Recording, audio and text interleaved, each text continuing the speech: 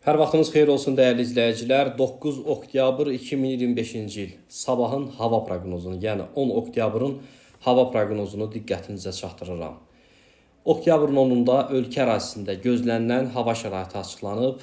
Milli Hidrometeorologiya Xidmətindən Statinfoya verilən məlumata görə Bakıda və Abşeron yarımadasında hava şəraitinin dəyişkən buludlu olacağı, arabir tutulacağı, əsasən yağmursuz keçəcəyi gözlənilir. Gecə və səhər bəzi yerlərdə zəif duman olacaq.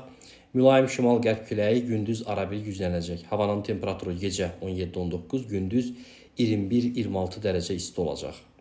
Azərbaycanın əksər rayonlarında havanın əsasən yağmursuz keçəcəyi, lakin günün birinci yarısında bəzi dağlıq və dağətəyi rayonlarda arabir yağış yağacağı, şimşək çaxacağı gözlənilir.